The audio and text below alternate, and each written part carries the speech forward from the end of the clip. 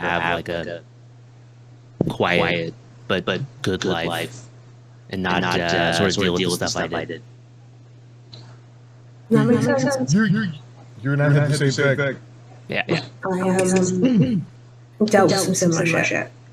So a horsepower tennis ball. So I hate to put you guys through this again, but I want to have you guys do your intros since now we are actually up and running. Like we all know each other. So if you want to go ahead and I'll start this again, James. If you want to do an intro, tell people about yourself, where to find you, the whole deal. Thank you for your patience, by the way. Oh, we're easy peasy, man. We're high. My name is James. I'm from the internet. You can find me at twitch.tv/JamesFromTheInternet. I normally talk about news, politics, and economics from the left perspective. And I have been a lifetime user of cannabis, although only recently did I switch from solely recreational usage to actually medicinal usage. So, as somebody who's been a lifetime cannabis user for like decades, I've only recently actually started reading about, studying, and using more serious science behind it for an issue of maladies that come with middle age. So, happy to be here. Cool. Well, thank you very much for that. And just curious, is there a strain in particular that you really, really like to smoke? I've been vacillating, depending on if I have to work because a lot of times I work and I'll smoke through the day, so I generally go with with a more of an indica blend, usually with just enough with a THC mix. Because I actually the CBD is good for the anti-inflammatory that I need. So I bounce between two different things. Cool. I gotta tell you, I love the fucking the Gorilla Glue and the OG headband, but it wipes me out. So I'm normally more of like a daily usage Girl Scout cookies, 70-30-80-20. Oh yeah, Girl Scout cookies are great strains. That was formulated in my neck of the woods in Southern California, in San Diego, actually. The Girl Scout cookies. That's where Burner, that rapper and weed entrepreneur, got his start. He developed Girl Scout cookies. And my compliments, then. Yeah, that whole brand cookies is that guy, and that's just all his work. And dude, yeah, I love his stuff. Really, all those strains he comes out with are fire. That's awesome. And you know what? That's one of the things that I try to talk a lot about is it's not just recreational. It started recreational for me. I got in a car accident, had a bad back injury, and it was either go on heavy opioids for the rest of my life or do some physical therapy, work out, and use cannabis. And it was an easy choice for me. It was an easy win, because it's I'd already been using it. I knew what the effects were. I knew how to deal with the side effects, those types of things. So it was cake. It just made life easy for me. So I feel you on that. I do. Let's pop over to Alex and get an intro from Alex. Hey, I'm Alex. I'm an angry trans dude in the UK who can't transition, so suck it up if you don't like it, basically. I used to smoke weed a lot in my teen years, in my early 20s. A lot. Like normal people smoke cigarettes. Like a lot. Every sort of 20 minutes, I'd have another split.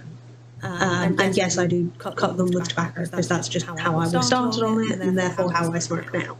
Though I do occasionally, have a bong every now and then. But it's one of those makeshift Coca-Cola bottle bongs, you know what I mean? Oh yeah, I remember those days. Remember those days. So weed, technically, not legal here. However, we saw nothing. We see nothing. Well, I don't smoke inside anyway. But basically, the coppers have decided, with the local police and crime commissioner, and a few of them are in agreement about this around the country, that's starting to spread, that they're basically ignoring personal possession for personal usage and personal usage, and focusing on they want to focus on the harder drugs. Yeah. Because weed is basically poisonous anyway, right? And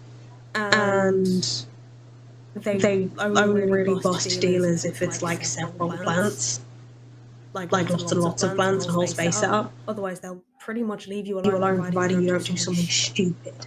Right. You right. know? Mm-hmm. Like driving high, or whatever. But technically, it is legal to use medicinal cannabis here. Oh, really? Legalized it. But they never bothered to put any of the infrastructure in place to make it a thing that was actually possible to use. Ooh. So you have the ability, but no one's growing it. Doctors aren't really prescribing it. Like they're apparently starting to now in the South because NHS is very much like a postcode lottery, much like insurance companies are over there. Gotcha. Okay. So it's it's a whole weird thing in this country with weed. So I don't get the choice of like strains and shit. I get what I'm given as I smoke. Right. Sure. Been there. I remember having to wait at 7-Eleven for 3 hours, hoping a dude would show up, and every 20 minutes getting a message saying, I'll be there in 5 minutes, and continuing to wait. Nobody likes that. It's like the absolute worst.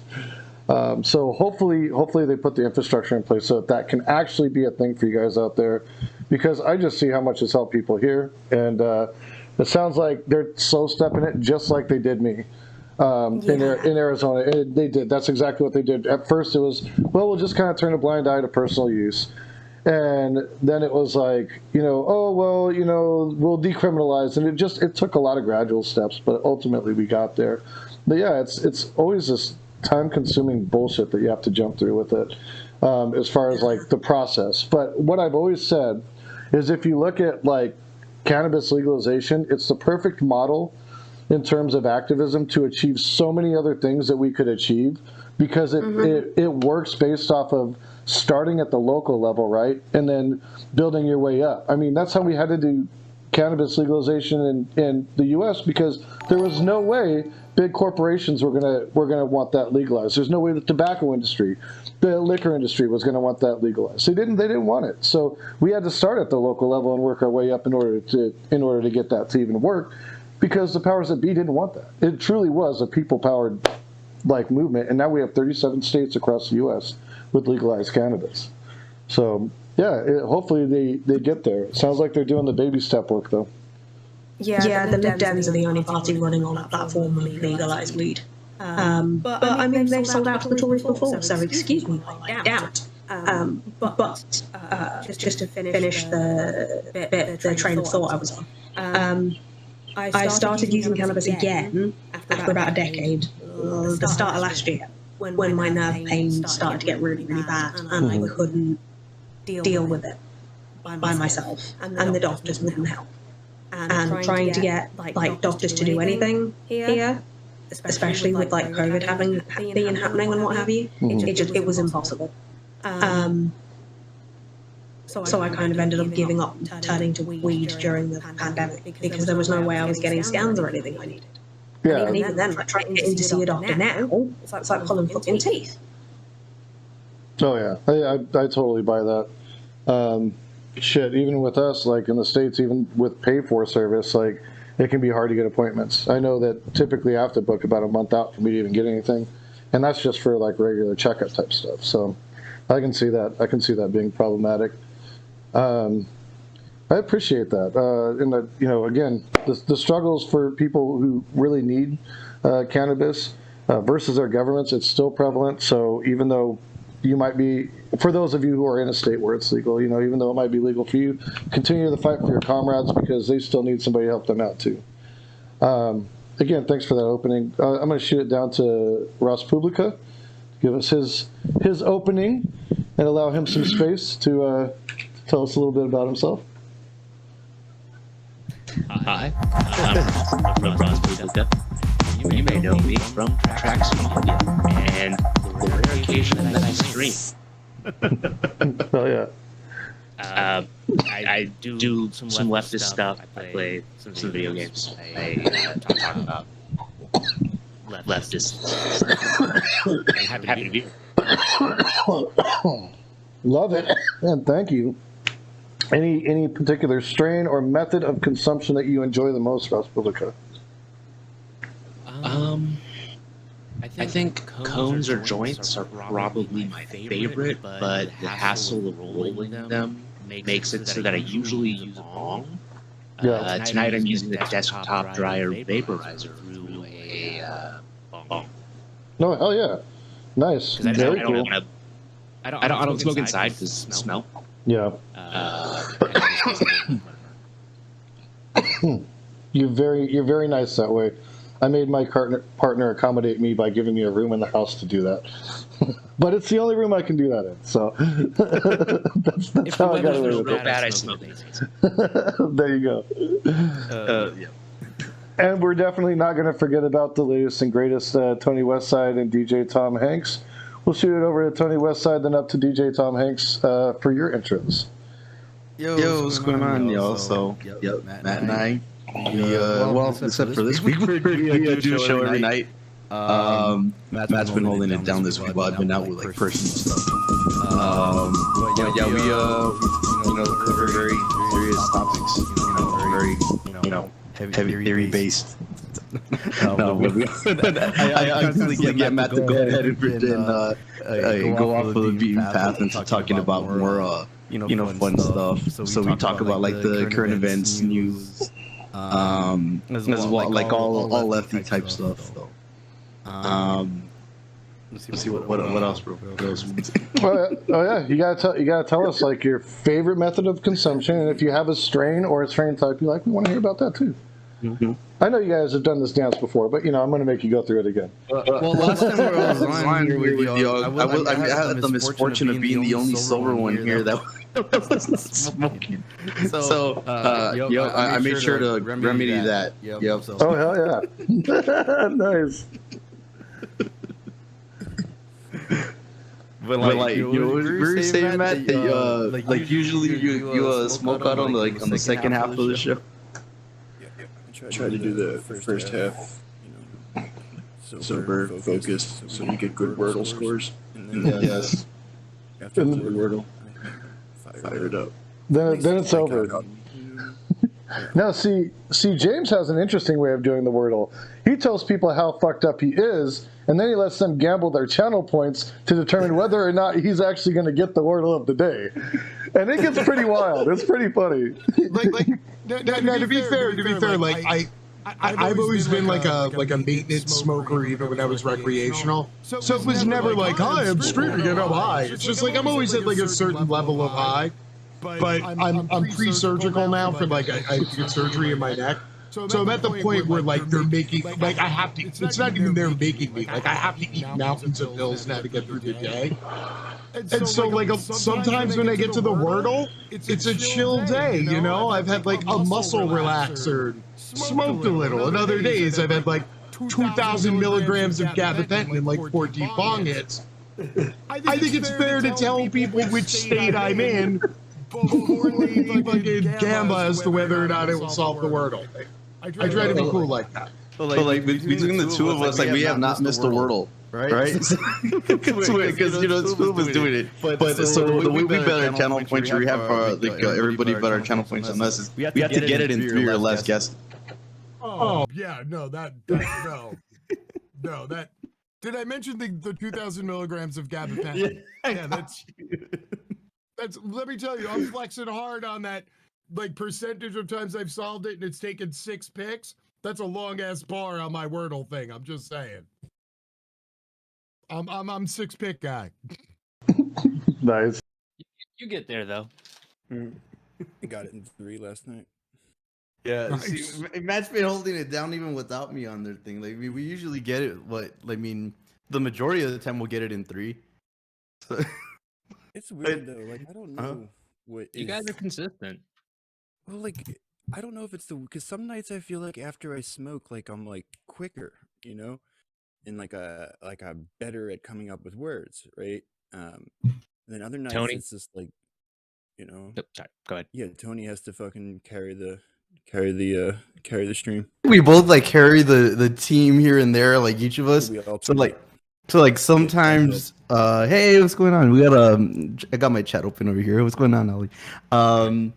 Yeah, so like, it's like a real team effort. Cause like, by the time we get to the third one, like sometimes I'll have guessed like most of the letters, and then Matt will be like, "Oh, it's this." So you know, it really helps to work with somebody when you're doing that kind of in those kind of puzzles.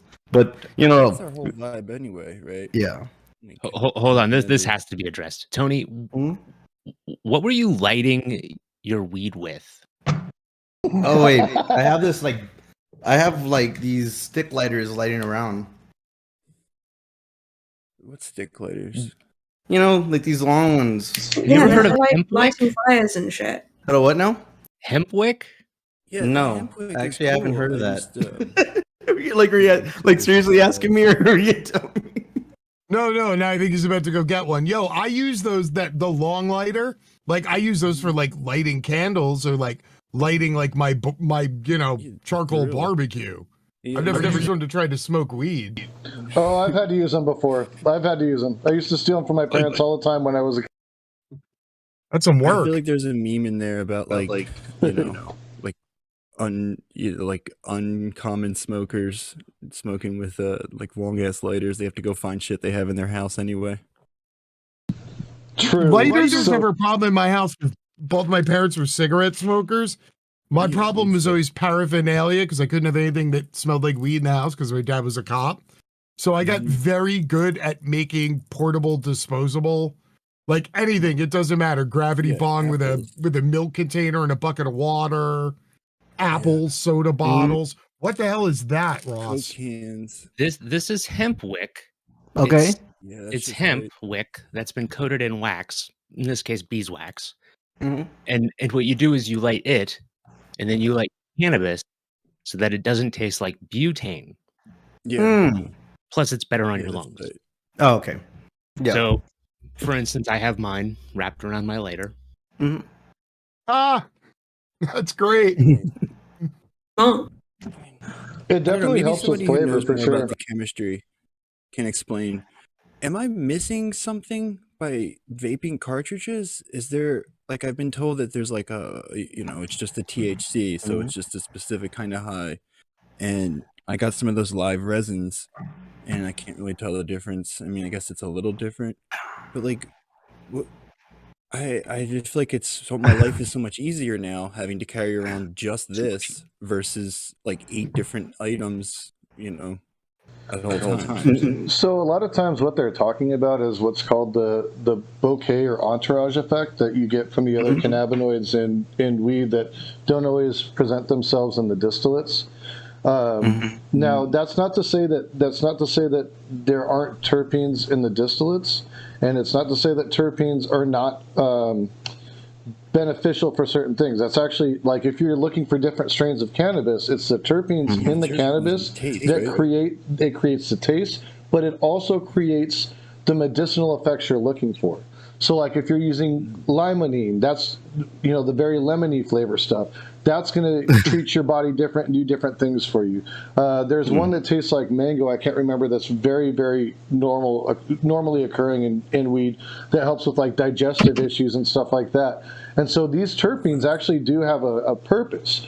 But when you boil them down basically and turn them into distillate, they have to go add those terpenes back, and so they're not the original terpenes like from the flower. It's them adding basically artificial terpenes or extracted terpenes back into the distillate. So a lot of people are skeptical about that and saying that it's very possible that you're not really getting the true entourage effect because they're just extracted terpenes, and you're not getting the full bud itself as it would present when you're trying to get the medicinal effects. the chemical you're looking for the name for, Jason, is myrcene. Yeah, there you go, myrcene. Myrcene. Which one's that? The one that smells and tastes like mangoes. The limonene is the lemon, the myrcene is the mango, and pinene is the pine. Yep. Mm-hmm. But like the medicinal effects, are they pretty well sketched out now? Like, can they do it with pretty good consistency? Like prescribe. Like you want something specifically for digestive issues. You want something for back pain. You want something for going to bed. You know, like are they? Yeah, if you go to like Weedly or Leafly or something like that. Leafly.com. Yeah. There's a website. What James said. It'll break down of different strains, what the different cannabinoids do in them. There's a lot of really cool stuff. A lot of really cool science behind it, and I'm glad that the United States is relaxing. Like the VA, it's not a no topic at the VA anymore.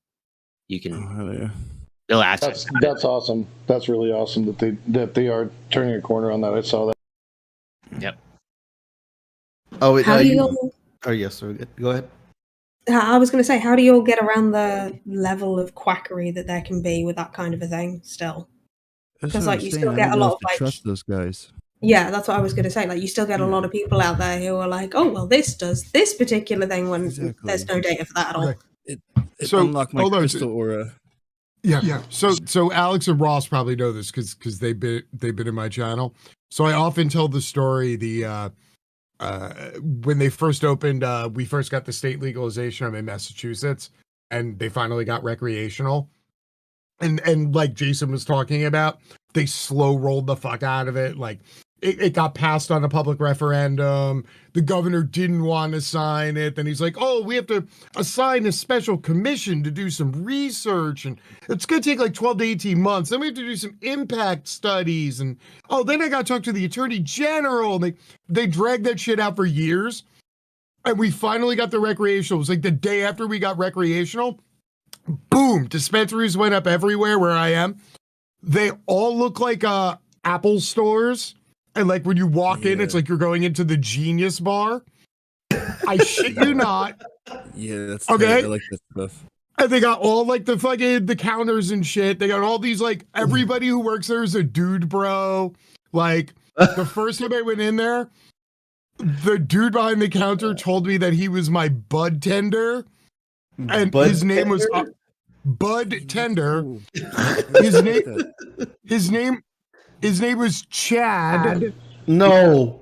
Chad the Bud Tender, and he unironically had a beard with no mustache, like it was a choice. Did he have a tribal tattoo? The full beard with the chin strap, but no mustache. His name was Chad, and he was literally like I could hear him talking to like the people in front of me who were like these old people, and they were like, "Oh, so this is legal now? What can we do?" He's like, "Yeah, so like you could use some distillate for this, and it'll help your creaky knees. And then you drink some of this," and I'm like, "Oh my fucking god." And I got up there, he's like, "Yeah, I'm Chad. How can I help you?" I'm like, "Just shut up and give me an ounce of that. Like, just don't tell me any stories." So it's a wide range. It depends where you go. To Rosspublica's point, finding like I just like it's okay Ross. Publica. We're like saying Publica. It's been going on for years though. But going to like larger sources like leafly.com or like I know like VA actually has like links on some of their websites now. There are state to state links. Like finding like the actual science pages on stuff is really helpful before you go in, because that bud tender, they may or may not know the science behind cannabis or stuff. But if you're like, yeah, like I need like a high indica strain with some CBD, like they know what's behind the counter. They just might not know all the science. Yeah, and I'll say to that point, there are definitely those freaking bud tenders who will just try to sell you on whatever they're going to make a commission off of, whatever the sale is going to be. So I always do my research. I know exactly what the fuck I'm going in to get when I go in to get it. I really don't give them a lot of wiggle room, and if they don't know what they're talking about, I'll ask to talk to somebody else. I've done it. And I'm not trying to be a dick. I just don't want to be. I don't want to get bullshit. Right. you know? Yeah, whether it's fucking homeopathy or like alternative medicines or fucking chiropractics or whatever the fuck, right? You can guarantee the main thing that is centered around their interest that they've like ended up specializing in, whether it's biology, anatomy, chemistry, they know fuck all of that. Oh, what? Cut off a second. No matter what someone specializes in any sort of form of like alternative medicine or quackery, it doesn't matter what they're specializing in. The overarching field that specialization is based in, they'll know nothing about. So if they're a bud tender, they'll know fuck all about chemistry. Yeah. If they're a chiropractor, they'll know fuck all about anatomy. Like pretty much every time. This is so true. There's an echo back, apparently. I just have to remember to mute myself when you guys are talking, that's all. Oh. Yeah. It's my... I'm actually gonna go get another spliff. I know that I need to ignore chat away. I'm gonna go smoke again. I'll be right back. All right. Oh yeah, what was the other thing I was gonna say? Like, I've never been. Recall it. I have I really don't like to smoke all too much. You know, I'm asthmatic. You know, despite all the vaping, it doesn't really do what like the weed really gets into my lungs. So like most of the time, I'm just gonna make a bunch of fucking edibles, and I can just snack every day. There ain't nothing wrong with that, man. A steady dose of like I'm good on like 100 milligrams edibles. Like I'll do one of those a day, or like eat a bag of 100 milligram gummies. For me, 100 milligrams is a nice little sweet spot. If I really want to push it and get fucked up, I'm doing like 300 to 400 milligrams, and I'm gonna fucking get couch locked and watch movies for the next 4 hours. Probably fall asleep intermittently during the movies too. Yeah, that's about half of one of my cookies. Wake up with like crumbs all over my shirt from a pie I don't remember buying. Hell yes. What the hell happened here? Like no, it was nuts. Like, so the one of the last times I was on with Matt, so if I feel like, you know, it's one of those nights, I'll eat one of those cookies before we start streaming. But this last week that was on with Matt, I wasn't sure how strong these fucking things were, and I just ate the whole fucking cookie, like exactly right, like 1 hour before we were about to start streaming. So like by the, I don't remember, it was the third hour. I was done. I was zombified. I was like, all right, Matt, you gonna take the wheel. Yeah, I had an intervention for Tony's. Oh no. Tony's drug and alcohol problem. Yeah, yes, Matt thinks I have a DNA problem. Yeah. So the cool kids say it. DNA. I didn't know why I got from Drugs and alcohol. There's a serious kratom addiction going on over here. Yes, Matt is really into his kratom. I just cheered on my stream for your DNA problem, just so you know. I just had a crowd cheer go. But yeah, so Matt likes to do the kratom, and me, I have the sauce. You know, I'll kick back. I have this. I'll kick like. Oh, I said I have the sauce. Like I'll kick like a few bourbons back and a martini here and there if I want. But you know.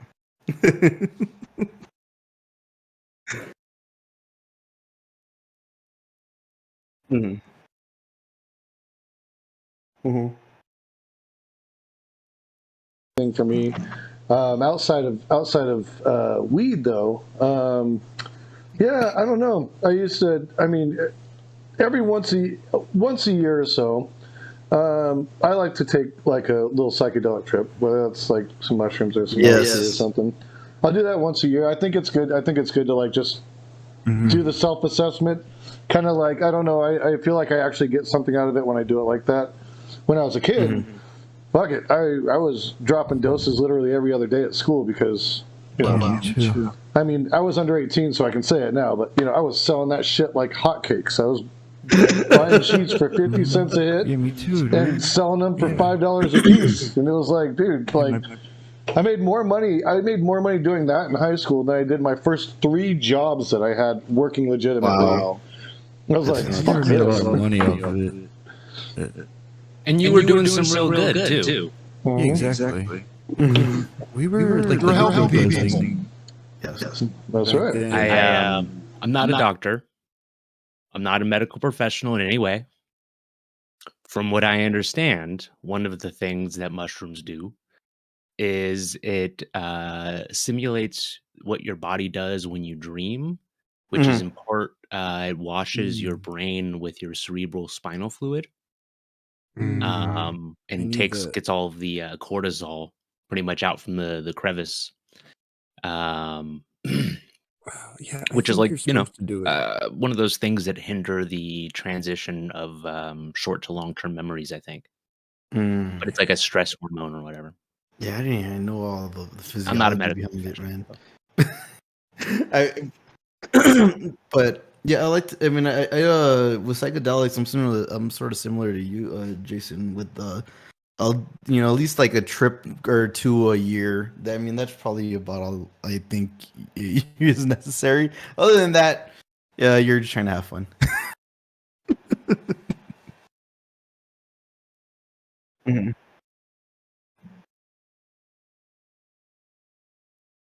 Mhm.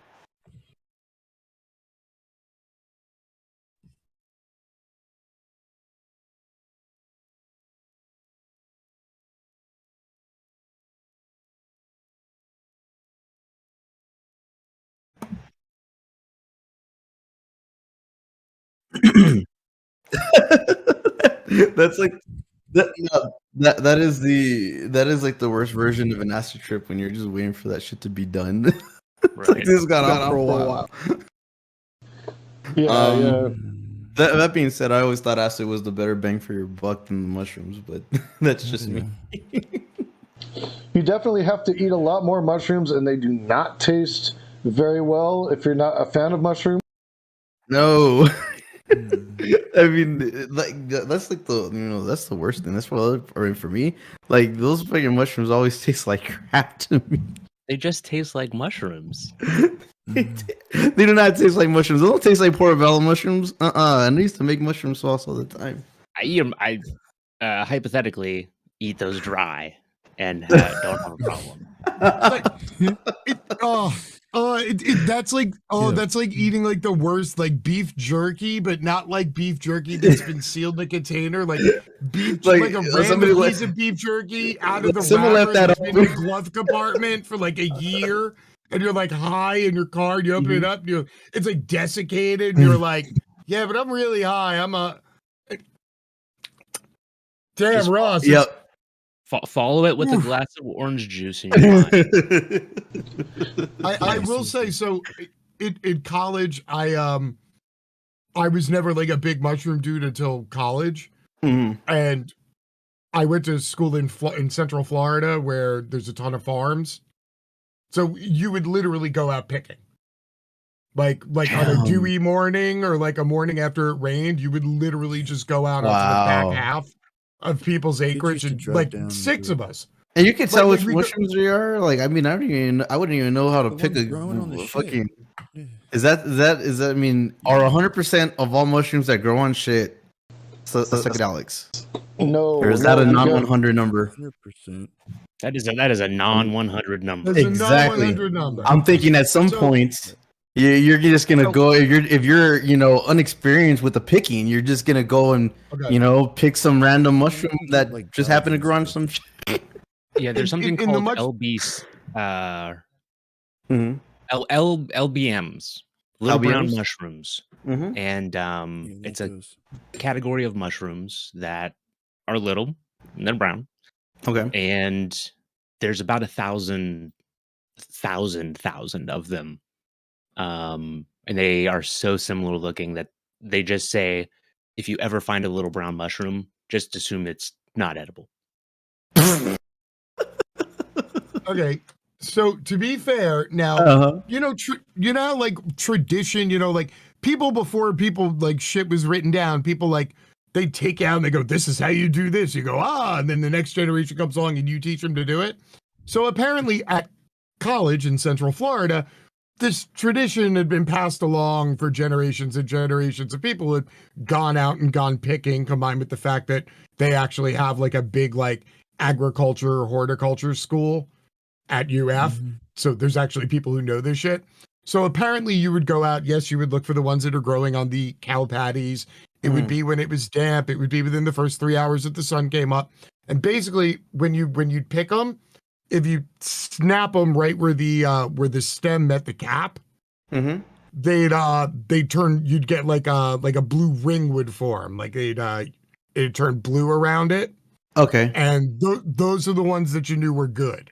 And then you just like throw them in your, we'd go out there with like pillowcases. And that's, and you'd spend like a few hours out in the field because dairy farms, they had like thousands of cows walking around. Right. Like, it doesn't take long. And then we'd go back, we'd get like a big, huge chili pot, get that Celestial Seasonings tea. That I recommend either the lemon zinger or the cherry zinger. I like lemon zinger. Basically a whole box of them, like 10 of those, into the pot of water, bunch of like sugar or whatever. And then you put the mushrooms in there and you let that steep for a couple hours. Then you basically like pull them out of the pot and wring them out. That's it. You're good. Tea for everybody. Done. That was the move. And that's what we would do for weekends in college. Wow. That's awesome. That's a good time, right? That's awesome. Yeah. That was it. Factory somewhere that made these like chocolate bars, right? They were like mass produced somewhere in the Northeast, I would imagine. But it's like pre-packaged, like fist size chocolate bars that were just baked in, a couple grams of mushrooms. Quick and easy. Yeah. Oh my we used God. to move weight that shit, dude. Yeah, I want that, dude. That's What? Yeah. Do you understand how hard it was for me to try to get to? Man, I'm missing one hell of a party somewhere. Shit. Where can you get these DMT vapes? Yes, where? Inquiring minds want to know. I wish I knew. Yeah, I think the future is going to be vaping everything, right? I mean, like drug sticks. I feel like it's a little bit dystopian, though. Not going to lie, like like a society of everybody just vaping stuff. I wonder, you can like, vape DMT. That means you becoming, could probably like, vape LSD caricature, too, right? Just like drugged up and apathetic. It's like the world fucking burns around us, right? I feel like that's the game plan. So when they legalize shit, it's like, I actually don't know about that. Yeah, I'm thinking about the vaping LSD. I'm thinking about that.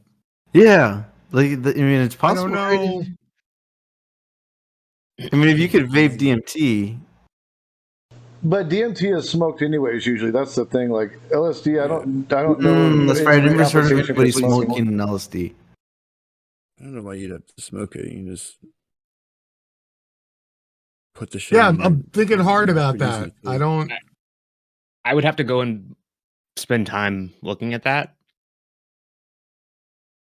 And I'm not gonna. Yeah, I don't need that Google search just in case. You can smoke your fucking Percocets or whatever. Yeah, Like, that could be a thing, and that might be a way to combat. I already Like, get we were serious packages about from fighting Russia and China the randomly. I overdoses. don't need Well, like, DMT inhaler on my Google. all right, DMT inhaler. it could be a way to get people, get addicts to pace themselves too. Oh, that's true. I mean, you Could could have, like, I wonder if you separate could vaporize distribution Molly so you too. I mean, have if to- you do that, then you could actually I'm saying, smoke you could Molly. probably vape all that shit, right? Like these some different. This is a flavors vape. of it. This is like a vapey rabbit hole that we're in. Where there's a will, there's a way. I'm sure that's the one thing. Just If there's a thinking, way it for seems somebody like to do a drug, somebody will find a way to do that drug that way. I think it Just was like, Robin Williams who had a bit where he'd say if they invented a drug that cured addiction, and you went to somebody who had addiction and you gave them the pill, they'd say, okay, well, what happens if I take two?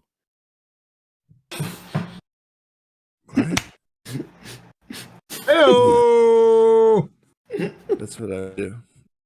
Well, actually, yeah. It's like the Actually, yeah, I am curious about that. Like, what would happen if you take? That would be my first thought too. Yeah, same. They're just now getting to like commodify weed, right? Mm. Think of what they do if with like other drugs were legalized, right? They would find ways to like mass produce it, and you know, they'll rub their capitalism all over it, man. I'm thinking they would find more efficient ways to distribute it, right? You're gonna turn on the the NASCAR thing, and one of those guys is gonna be decked out in a fucking chronic leaf corporate symbol shit. You all know what I'm saying. Oh, for sure. Well, look, they're already trying to do it with psychedelics right now. There are states that are decriminalizing and looking to legalize and such. And you know what? There's a reason for that. It's not because they are trying to be virtuistic or, be virtuous about it. It's simply because somebody saw a way to make money off of it, and there was somebody in power high enough up to say, you know what? Fuck this shit. We're cutting off this market, and I could be getting rich off this shit. We're not doing this anymore. So, yeah. And that's usually how it ends up changing, unfortunately. Because we're seeing it with weed right now. We're seeing it with weed right now. The worst thing I can think of happening with the budding marijuana industry in the U.S. is if the tobacco companies just move right in and become the tobacco cannabis companies. I mean, that would be the nightmare scenario for me. I mean, it's gonna happen. I think that's probably like if we're gonna end up with a whole marijuana industry, at least we can get like a new set of oligarchs. But, so look at it this way, much the same way that like you get like everybody and their mother now is like a craft brewer and they make some IPA, or like any bar that you go to now where there's like white people like between the age of 30 and 50 who only ride motorcycles on the weekends, and they have like 130 taps of beer, and 110 of them are some weird rando local brand you've never heard of, and they just go, oh, it's craft beer, it's $9 a pint. I would have to assume that the craft weed industry, even if RJR Reynolds came in tomorrow and just bought up every fucking mass grow operation in the country, I still think you would get like craft weed dudes. Yes. Totally. My absolutely. Yeah. There will still be people who hold themselves to whatever standard for growing, don't want to go by the mass production line, and are willing to not make it rich doing it. I happen to know a couple people like that, and that's who I buy from, because screw those businesses that are just gouging people for medicine right now. I've said it before, and I'll say it again too. Especially in the cannabis industry, one, I think if they were to legalize other drugs too, people that are busted for having possession of cannabis should be the first ones on the list to be able to go get a fucking dispensary license, because their lives have been upended by the fucking drug laws. They've lost out on job opportunities. They've had to pay ridiculous court fines. Some of them have been in the system for fucking years, like several years of their lives were consumed with the system, all because they got caught with a little bit of fucking weed. Really? No, they need to have a pathway back. And I think the easiest way to do it is say, listen, if you got busted for cannabis and you were like horribly affected by it, you were economically impacted by it, we're gonna fucking throw licenses to those people first. It'll never happen, but it's a nice dream. Yeah, that's the right way to do it. The mayor in my town, well, the former mayor, was famously arraigned and convicted not once but twice of accepting bribes in the range of hundreds of thousands of dollars to put people on the top of the list to get a dispensary license, because the state would only grant so many like in a year. And the dude literally got caught. And like while they were dealing with the court case for it and they were dragging it out, he got caught again. And then he spent the 2 years of COVID pushing back when he was going to report to jail because of health stuff. And he finally just reported to jail like last week. And he's got like a 6-year sentence, and he was charging people like $100,000 to $200,000 just to get to the top of the list, to get the $400,000 license to open the dispensary. Yeah. See, that's what they're gonna do, is they're gonna price everybody out of being able to own their shit. Yeah, it's like $100K for a license. I don't You know, know. I remember I had apply for it. Yeah. Yeah. The show Weeds. Have any of you seen the show Weeds? Oh yeah, I did. Oh yeah. I love that Yeah, show. that's all I can think of. You know, the rich fucking middle-aged white dude who would buy off the main character, especially after she like opened her bakery. That's all I can think of as the people going to that fucking mayor to like demand being put higher up the list for licenses, right? You know that motherfucker would have been one of them. Yeah. Oh yeah, Kevin Nealon's character on it. Kevin, is that who you're talking about? The one that played like the mayor or whatever? Wasn't that something Kevin like Nealon? that? Yeah. Yeah, he was hilarious. He was so good on that. Yeah, I love that show. But yeah, you know, it's the same kind of thing. Like I remember I told you before about this, Matt. Like when Bitcoin started, you know, being a thing, there was like they started trying to do like Bitcoin machines, ATMs, and all that kind of stuff. And then they made it in New York State that you needed a license, and then they kind of priced everybody out of being able to do their crypto stuff. So it's going to be the same thing with cannabis, I would imagine. Yeah, it's going to be. Wait, are you in New York?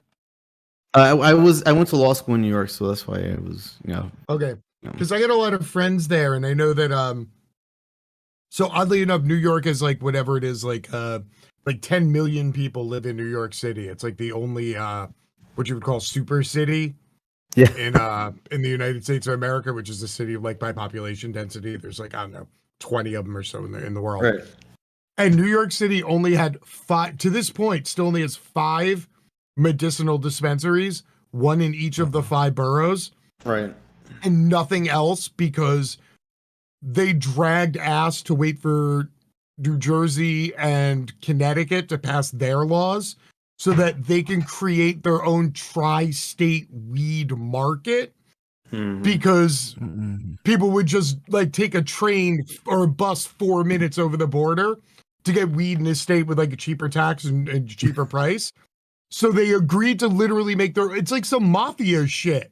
They're like, we're going to have our own tri-state consortium. This way, you want to try to circumvent local pricing, you're going to have to drive like 6 hours. Like, what the fuck? Wait a minute. At this point, don't they need some federal legislation in order to make that work? Because that seems like a little bit of interstate commerce going on there.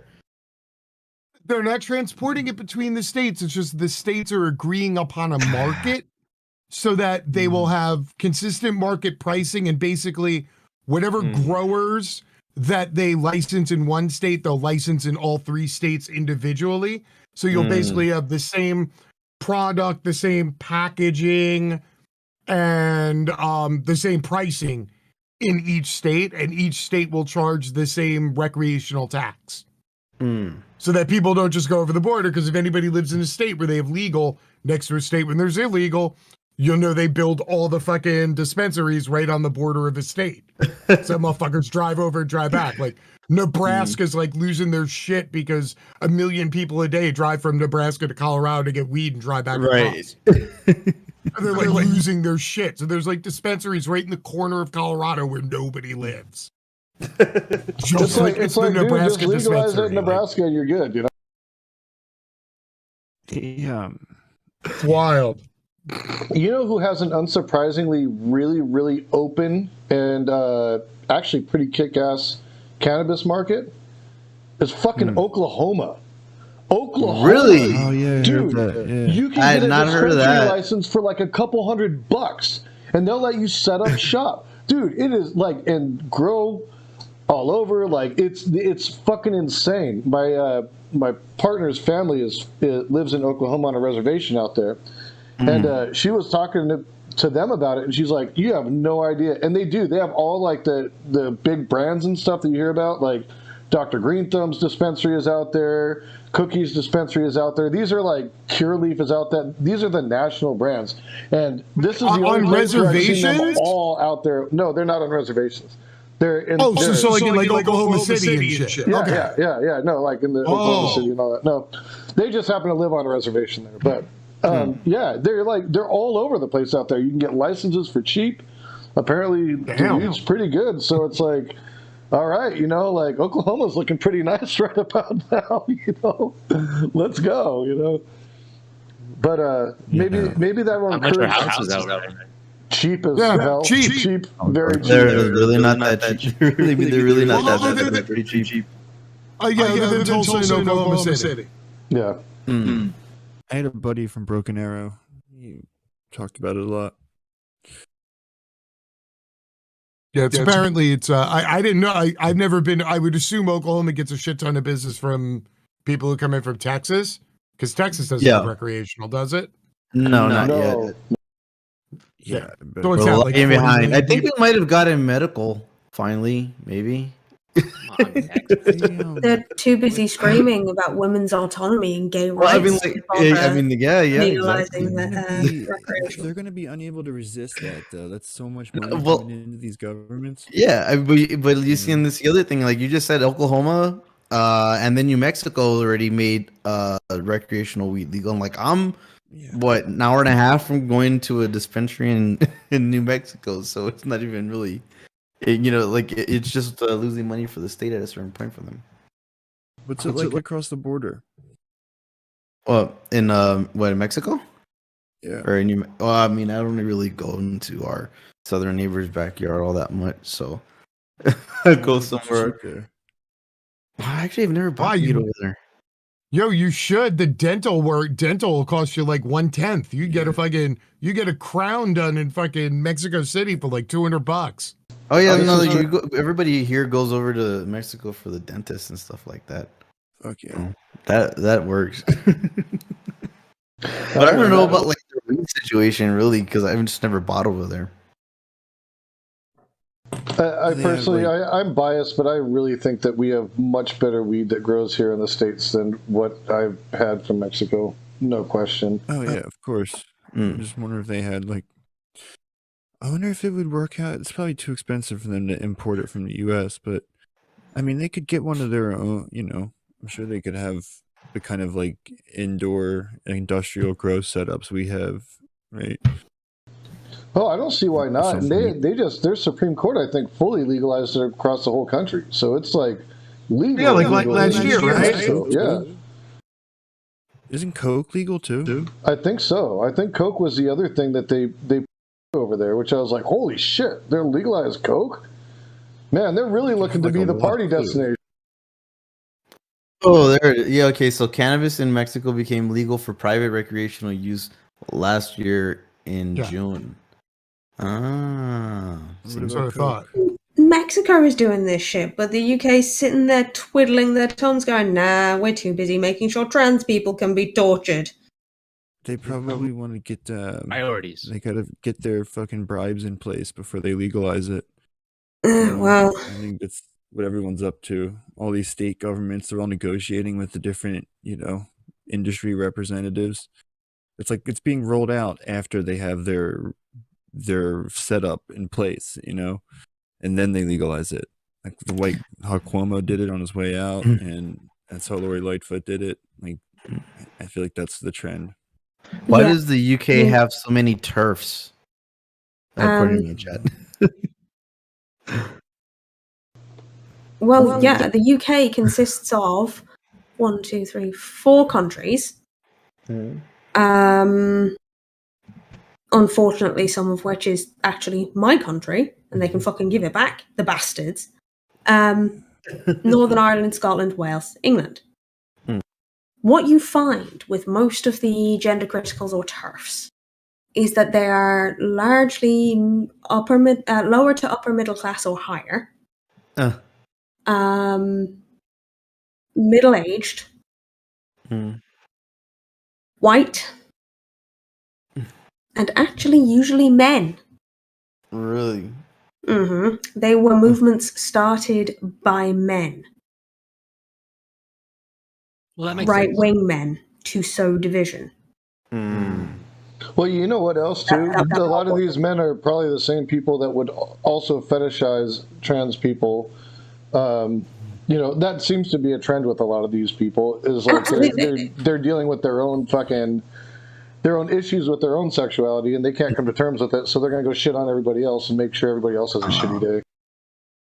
Part of it. some, we find out much later usually, some themselves are trans and know they're trans, but they're not out. Mm-hmm. Like this happened a lot with Republican and Tory MPs during the really bad homophobic days. This was Fed shit? Like undercover stuff? Or it was just weirdos trying to sow division? Because I know there was that spy cops thing recently, right? We don't have like a Fed thing like you do, right? Like it's not it's not a similar sort of setup, right? I mean, there's a big trial going on with the what's it called? The undercover. They used to break in all like the left wing movements. What's it called? There's like a podcast series about it. Spy cops? The spy cop bill thing? Spy cops. That's what I'm saying. Isn't that still going on? Don't know anything about it. The only thing I know about undercover cops here is that they have a pass off for being sexual assaulters and raping women in bars. Yeah, that's a lot of it was. Is they would that was part go of in the there under false pretenses. But it would further remove like any accountability or oversight. Oh, I know the bill you mean. Yeah, the bill where it lifted basically like responsibility for anything they did while undercover from them. Yeah, I know the one. Yeah. What was I saying? Yeah, no. So we know that most people in these movements and like the origin of these movements based on like who created the oldest groups are affluent men, affluent white men specifically.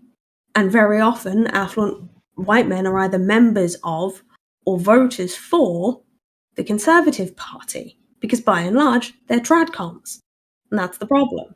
And what they did was spread the fear-mongering of trans women being anti, like women's safety in public spaces, in single-sex public spaces, and a load of other fucking basic right-wing talking points. And that's what kicked it off. Like, the stupid tiny things, like, oh, well, you can't trust anyone with a penis, and the fucking, like, trans women want to get to your daughters, and all that sort of shit. They just recycled homophobic shit and then started spreading it among other middle-aged affluent people who happen to be women and white, who didn't know anything about being trans and so took their word for it because they're Tory voters. Or they were like New Labour voters, which are basically just Tory light. People who tend to be conservative they're going to be more reactionary. Prone to moral panic. It's not a surprise to anybody. So it doesn't make, or it's not a surprise that they're going to reuse the same talking points for the same kind of fear mongering. They're going to be responsive to fear no matter what. Yeah, it's unfortunate because queer people always go through that cycle of starting out as they're a predator. No, I just want to be fucking left alone.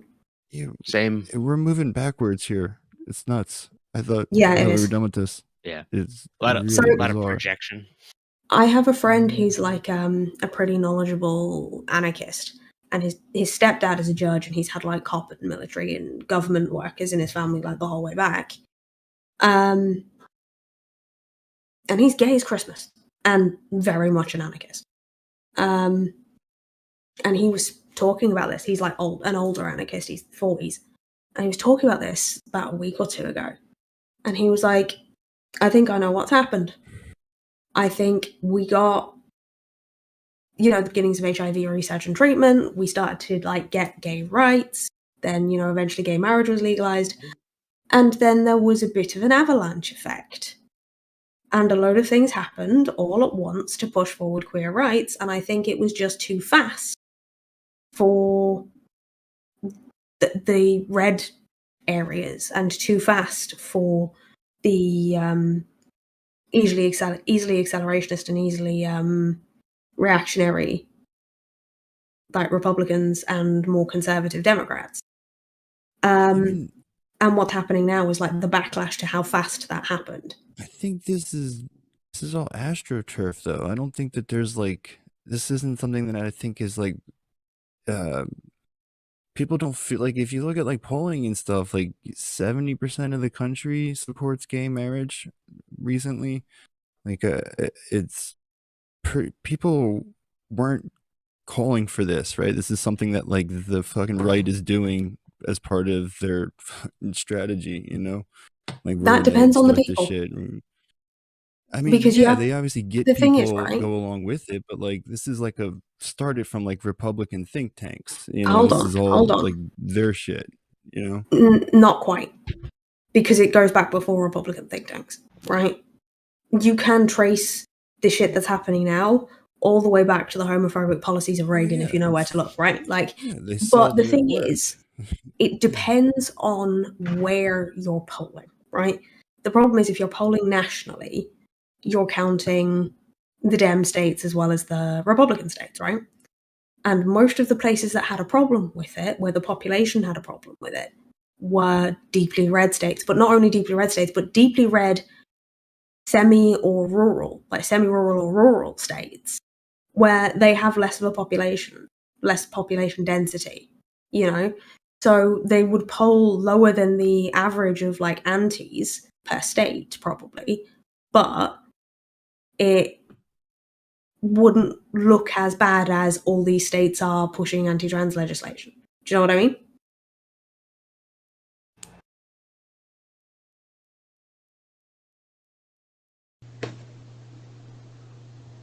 No. Okay.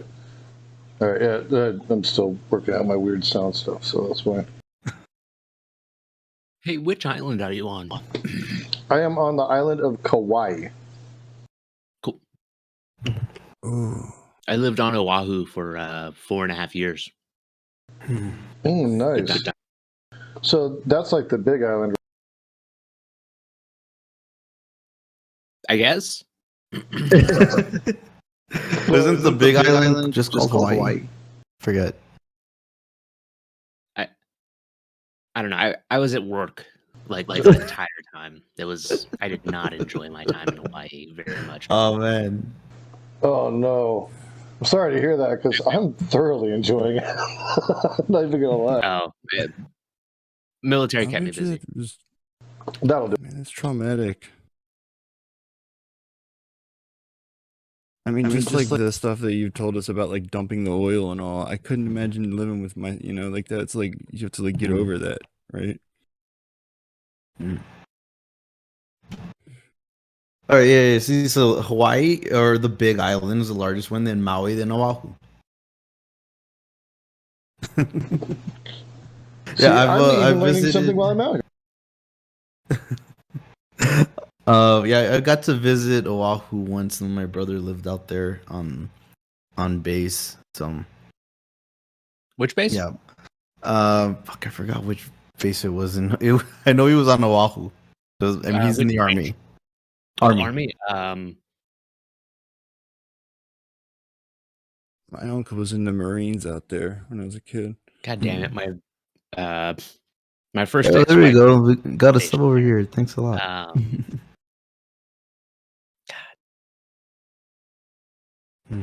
Now I got nothing. Damn it! All right, drawing a blank. It's been a while. Jumping back to the thing we were talking about, like the undercover cops over here. I've just been reminded by my chat that their favorite game, before they started getting prosecuted for this shit, was knocking up activist women and then vanishing like a puff of smoke. That's what this article's about that I linked. You see this?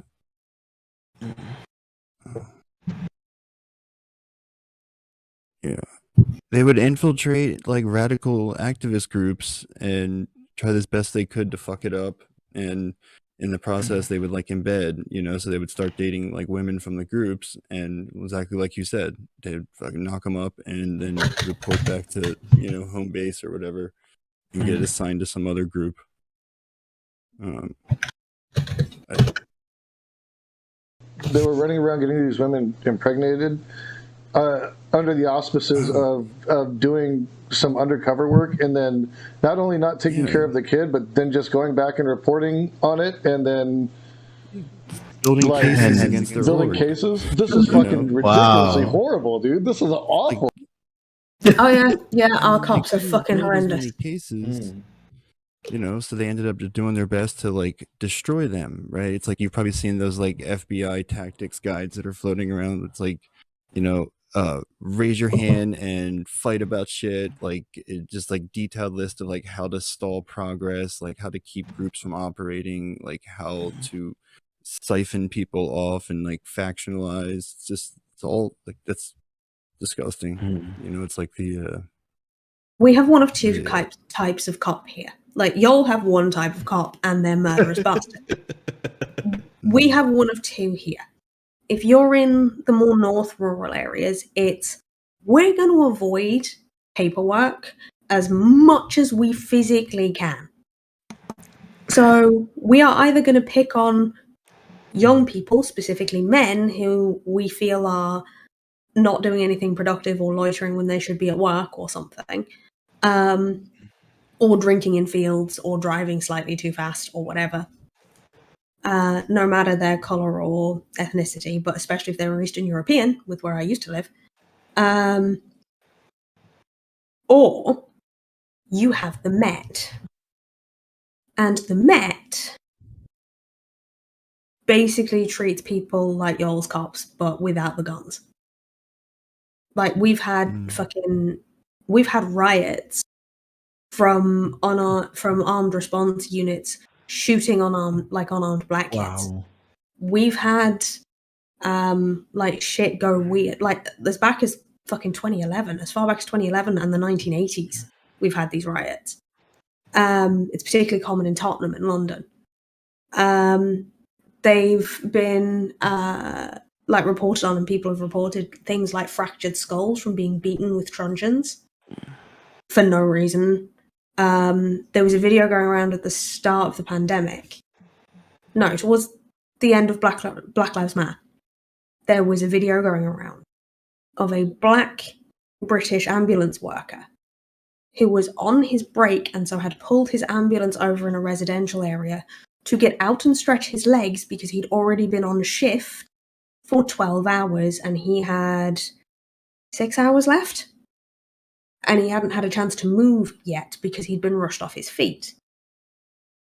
And this copper, little fucking white Karen-ass looking bitch, walks up to him while he's standing outside his ambulance in his uniform, on his phone, and starts giving him jip for just standing and stretching his legs and like walking around his ambulance.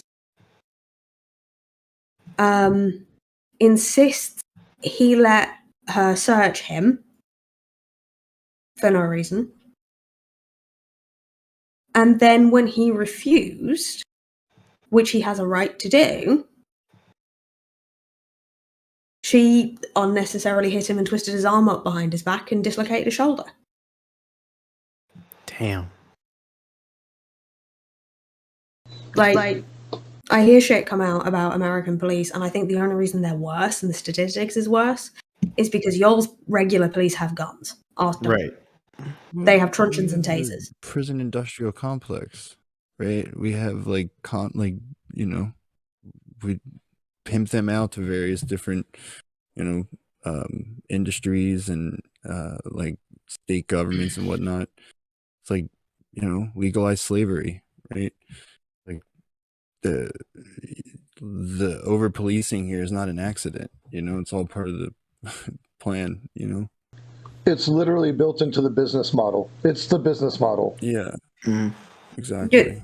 I mean, we don't. Why is there even such a thing as a privatized prison industry? I mean, how are you, you know, profitizing off of? I mean, it's enslavement. You know, that's exactly what it is. Yeah, it is. But like, do y'all think you're the only ones? Because you're not. The UK passed something called the National Minimum Wage Act in 1998, which specifically excluded prisoners, working prisoners, from its scope. Yeah. Yeah, that's some straight grade A bullshit right there. Mm-hmm. Yeah, you better watch out. If it's like, if the incentives are in place, then they'll just start doing it. You know, they've been doing it for years. every inch. They've been doing it longer than the US has. All right, what is your but we're the incarceration best. rate looking like? Is it trending upwards? Say that again. Like, what's your incarceration rate looking like? You know, like, is it? Of course, it's Is it trending trending in upwards. that direction? It's been like it longer than the US has. You have to remember, we abolished slavery a lot longer ago than you did. And the moment we did, we pretty much brought in the carceral system as we have it. You all got your idea of policing from the British. Yeah. You just mixed it in with slave catchers. So you would agree that it is transformative content then? Yes, absolutely. It's like 20% of their own. It's fine, that's enough. So it was documented in the late 90s that average pay for prison service work was £9.60 per week. Whereas some prisoners work up to 60 hours a week and get at most £2 per hour. Jeez. What are you supposed to fucking do with that? That's nothing. It's literally fucking You have to nothing. spend it. You have to do like you do in the US, and you have to put it back into the prison system and spend it in commissary. Mm. That's a racket too. And Yep. again, pulling us all back to why cannabis should be internationally legalized. Support your comrades' legalization efforts, guys. Absolutely.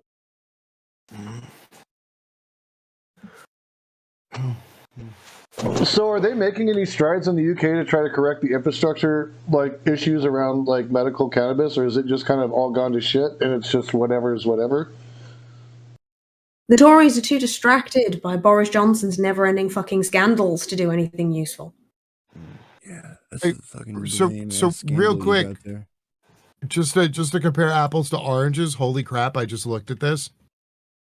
So the incarceration rate in the UK is roughly 138 people per 100,000. 138 per 100,000.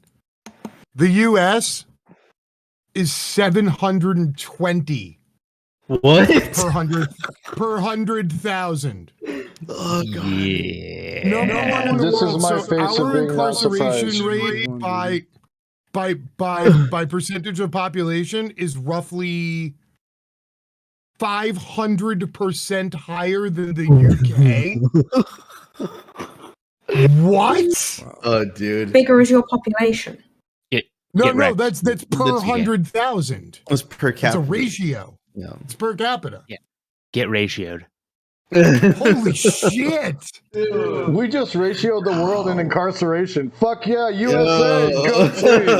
I mean, that's what America does, right? It takes shit from Britain and then blows it up bigger. Hey, you know. That's why we're number one. Yes.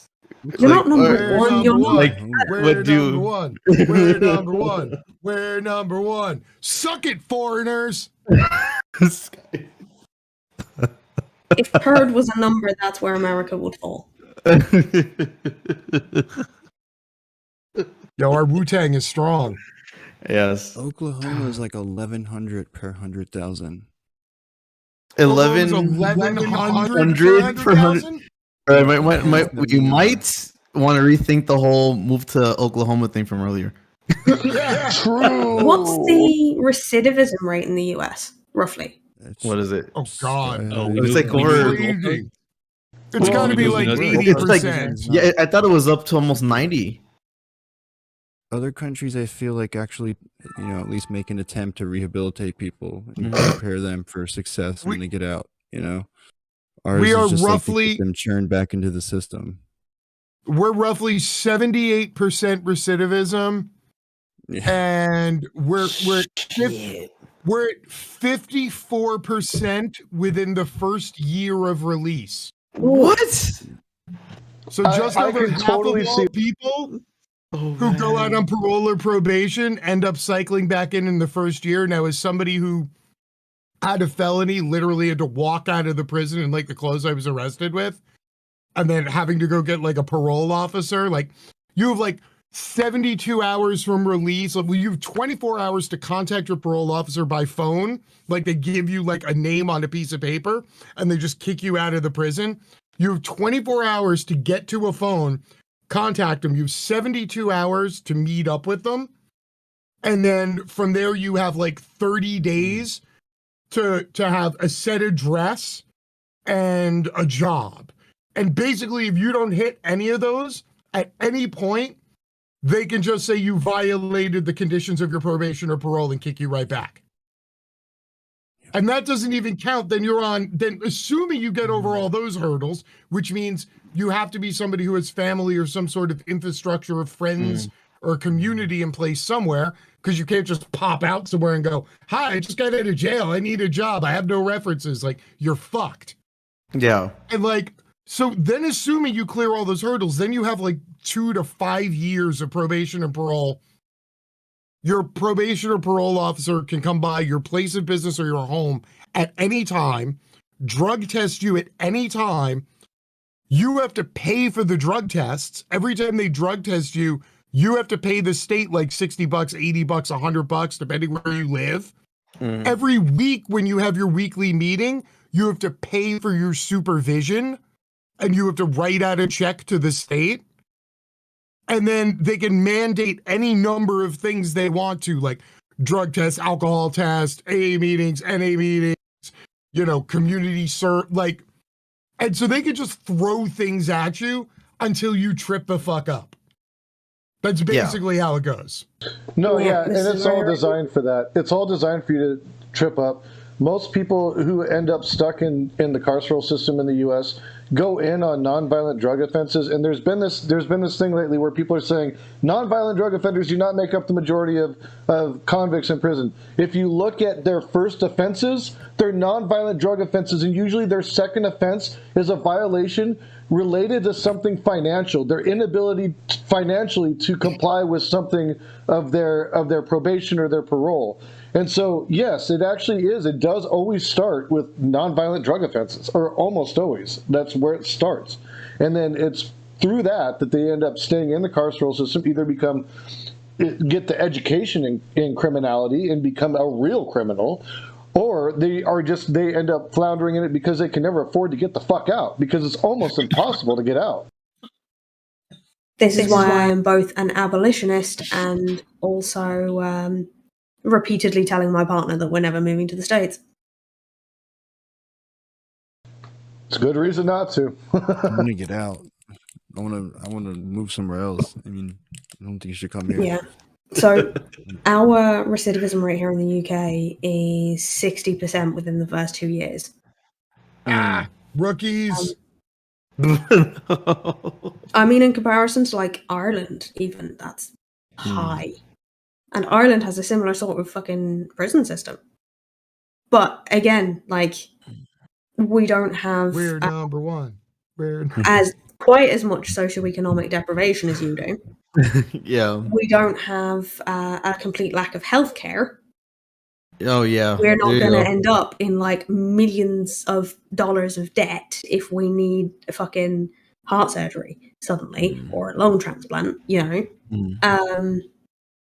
We're not, we have social housing here, though it's hard to get, it does exist. So we're a bit less likely to end up homeless. There's a load of stuff that we have in place. Like, yeah, we need fixing too. But there's stuff we have in place that means that it's just not quite as likely here because the socioeconomic conditions are a bit better. Right.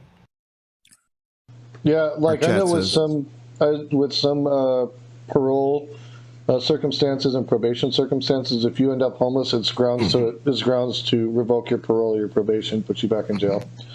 So literally, your poverty can get you thrown. You didn't see that because I'm wearing my glasses, but I just rolled my eyes so hard it fucking hurt. Criminalizing poor. Yeah, it's dog shit. I fucking hate it. One of my chat just said, it's like castles. The US never had them, and ours are in ruins.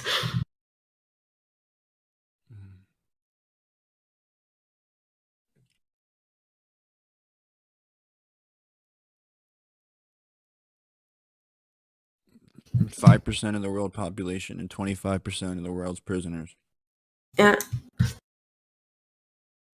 This is part of why I'm an abolitionist. James, did you make good headway on your game show project? I have currently sent over color palette, texture palette, and style palette to Fertus. I sent him, he wanted it's funny, he wanted an inspiration design sheet. So I sent him a whole bunch of mid-century modern stuff for most of the 70s game shows. I sent him actual pictures of the stages from different angles. So you can see all the 3D effect with the blinking lights and stuff. And I've been drawing up storyboards and sending them to him for screen layouts. And while I was doing all that, I got in touch with Professor Q, and Professor Q has access to Qualtrics, which is a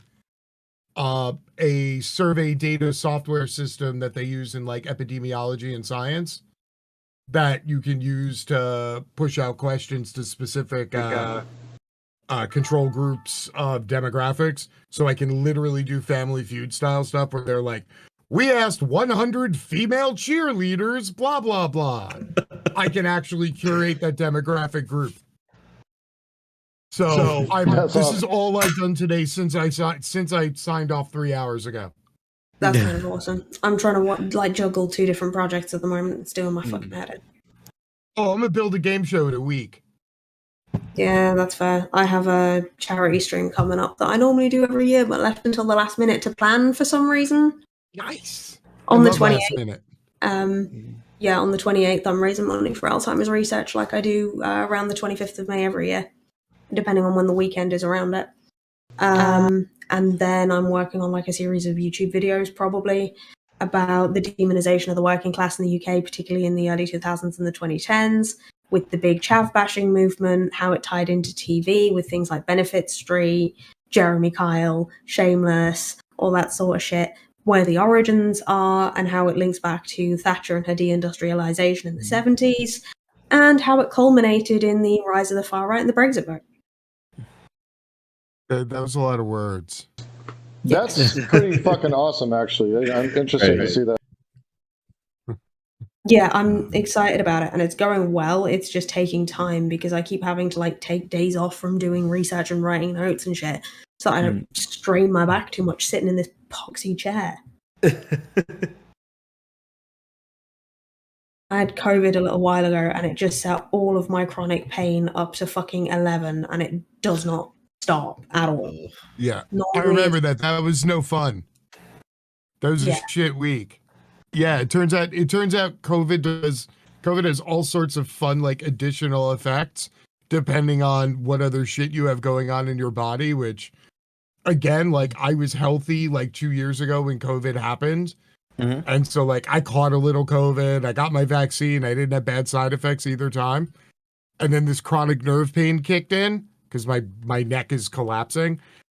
And this shit kicked in last year, I don't know, 6 months ago is about when shit went sideways for me streaming. And 2 months ago, I got my booster. And literally, I I couldn't even sleep because I couldn't lay down because everything hurt. I was up for 72 hours, hunched over an ottoman because I couldn't lay down because every nerve in my body fucking hurt. It was God. And that was just getting the vaccine. It magnified it. So Alex, that shit sucked. Yeah, I remember, I was just going to say, I remember getting DMs from you at 6 o'clock in the morning, my time, when I get up from the kids going, I am leaning over the ottoman. I haven't slept. My head is hanging forward and down looking at my phone, or alternatively backward and down looking at my phone upside down. That was literally all I could do for 3 straight days. I was what the fuck is this? Yeah, it turns out COVID is a whole bunch of if you have something wrong with you, COVID makes it more fucked up, turns out. Yeah, I've got chronic nerve pain. We don't know why. It's probably something autoimmune like EDS or fibro or whatever. My big fear is that it's like MS. But obviously, with doctors being doctors and the pandemic and them refusing to see people for like ordinary shit at the moment still, I can't get like any fucking anything, like tests or anything I need to get done. And my doctor basically threw 100 milligrams 3 times a day of gabapentin at me and told me to fuck off. Like, what, 6 months ago, James? A year ago? Yeah. You were on the gabapentin before I was, but now they have me on the silly amount. I think they still have you at like 15, right? No, they don't have me on anything at the moment. At all. Oh, shit. Oh, you were on 15. Yeah, I was on... Yeah, you were on 3 FODs. Yeah. Oh, no, I was on... 5 no, threes? I was on 6. I was on 3 twos. 3 twos, okay. Yeah. So, it's horrible stuff, y'all, by the way. It rots your brain and your muscles in like the weirdest way, and it's horrendous. If you don't like, no, it addresses neuropathy specifically. I forget exactly what it does. It deadens nerve pain, but it like does like, especially over time, it dulls out parts of your nervous system. Yeah. So like, basically, it's not good. Yeah, if you're on a high amount for a long period of time like my partner was, and you're not capable of moving around a lot because of pain, what it will do is speed up the killing of the nerves that a lot of chronic pain conditions do anyway, increase the hyperalgesia, which is like the hypersensitivity to pain for anyone who doesn't know, and kill the muscle, because as the nerves die, you're not getting the blood flow to the outside of the muscle, so that muscle starves and dies. My partner has scars that are like craters in his thighs from where his muscles have died in chunks from A, his illness, and B, how high a dose of gabapentin he was on and for how long. And God love him, he fucking hates them. Like, he cannot even go for a shower without catching sight of these fucking muscle death scars. Wow. And just hating himself. That's horrible. You know what that almost reminds me of, although this is on a much more, I guess, progressive scale, but like when people were talking about that crocodile drug that people were doing, like how it was like just eroding people's muscles and shit. Like that's what, like how you're describing gabapentin makes me think of just like a milder version of that, which is fucking basically crocodile, as far as I'm aware, does it much faster. But yeah, so with my chronic pain, and like I've got other shit I deal with as well. So I have an eating disorder, various other mental illnesses, and like I'm asthmatic, and I get quite bad eczema, and psoriasis. And COVID flared my psoriasis, so I had a psoriasis rash on my scalp for 6 weeks. Ooh. It flared my eating disorder, and when I say my scalp, I mean it started here, behind my ears. It went down the back of my neck, down my back, and up over the top of my crown. Damn. It was like a big psoriasis rash. And it's the biggest and worst I've ever had. I needed fucking steroid cream to get it down. Super fucking strong steroid cream to get it down. Wow. It flared my eczema on my shins and like the insides of my elbow, like the outsides of my elbows and the insides of my elbows as well. And like on like the sides of my cheeks where my sort of cheekbones curve downwards. It flared my nerve pain up. So I am in like where I'm always in pain anyway. Normally it's like fairly like low level and I can ignore it pretty well. It's only if it gets like, if I'm having like an active flare, I usually need like opioids or whatever. It turned it all the way up to like a super, super bad active flare. And not just in the normal places, but pretty much all over. Normally it's around my hips and down my legs into my feet with a little in my hands. And the small of my back. It's now all the way up my spine into the base of my skull, down my backside down both of my legs into my feet and down my right arm. Ooh. And I get patches of nerve pain. Obviously, being a fab and a trans dude, not the most comfortable, considering I either have to bind or wear a very supportive bra or my dysphoria goes mad. I was having nerve issues all the way down my right-hand side as well for ages. And it was just like, you know, when you're trying to find the best way to fucking describe this to people who haven't experienced chronic pain, you know, poison ivy and that sort of hot itch it causes? It was basically like that, and it is basically like that all the time, like a hot, painful itch all the time. Oof.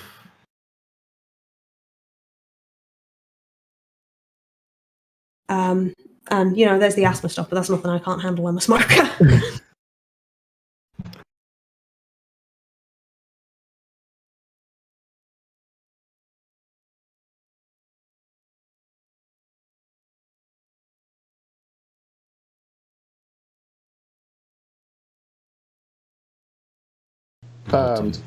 Yeah, and I actually, my partner had a nebulizer that had albuterol, and basically that's what seriously what kept me alive was the fact that I was able to get the albuterol through that nebulizer. Otherwise, like, she literally woke me up several times shaking me because I had stopped breathing. I was sweating through my clothes every 20 minutes and in cold chills. Like, couldn't keep sheets on the bed. Like, I've never experienced anything as horrible as that was ever. And yeah, like, I already had chronic bronchitis, so long-term, I had a lot of long-term effects after that. I actually have just started feeling better within the past, like, 2 to 3 months. It's literally, and that was way back at the beginning of COVID when it first came to the States. So that's how long I've had to fucking deal to come back from that shit. But yeah, that shit's no joke. That shit's no joke.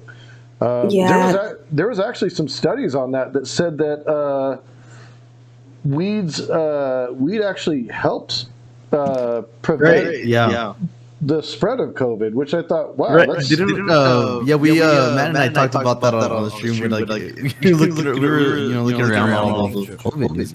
But yeah, that was one thing that was funny, right, Matt? Because like you said that your kids and your wife got it, but you're the only one that smokes weed, and you're the only one that didn't get it. Exactly.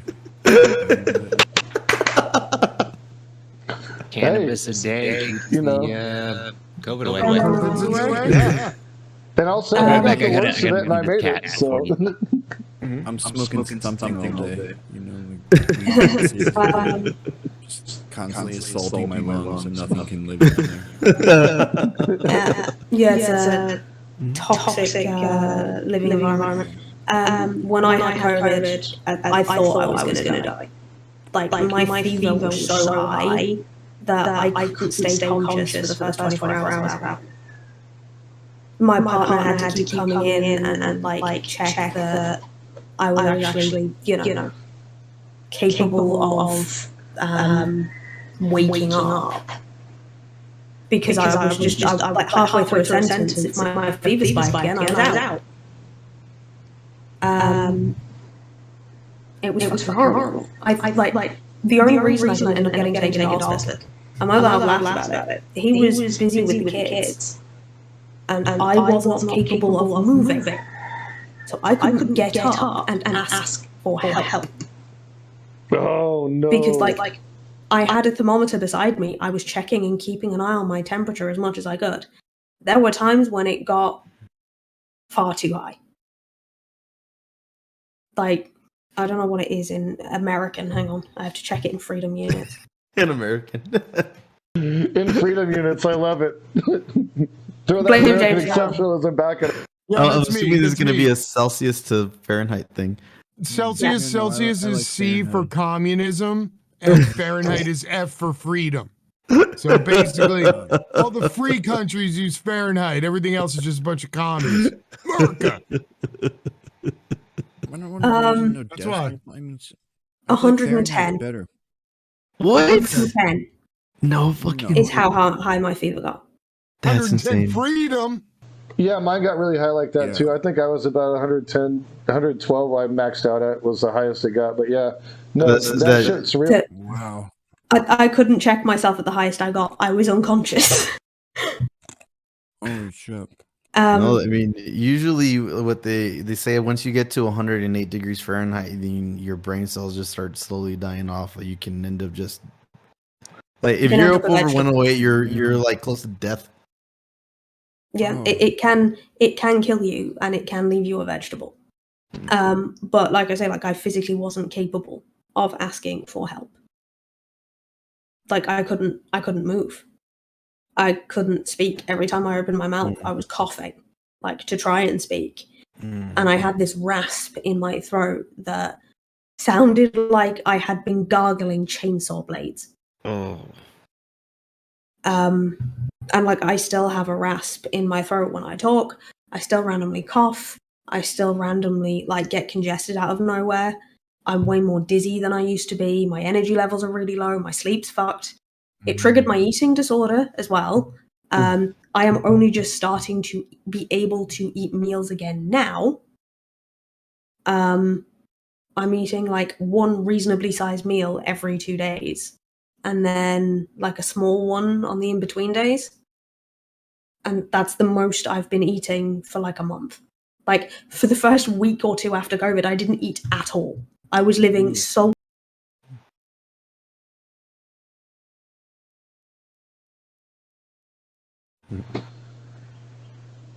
And my stream didn't even hear that. You guys did, but they didn't. Let me invite in our chat over here. Now I know why I like your channel so much. You hang out with all the cool kids. That's right. We do hang out with all the cool kids. Probably someone I know, but I didn't hear their screen name, so... What up, chat? I haven't checked on y'all in a while. What up, Sean Meat? There you go. What's going on? My chat are weirdly quiet. They're never normally this quiet. Yeah, See, we're usually on this early. Yeah, we're I told you, I mean, Johnny, if we were on earlier, people would tune in. Yeah, I figure they might be able to. I mean, that would help. That way I don't. I could wake up at a reasonable hour. Which rewards consistency. That's all I'm gonna say. When I started going back to the gym. So like, if I go on the stream with Matt until 3 a.m. here, then I'm gonna be knocked out until at least like noon the next day. So between trying to get what I need to get done for work and then now trying to fit in the gym, it's like, okay, wait a minute, where'd my day go?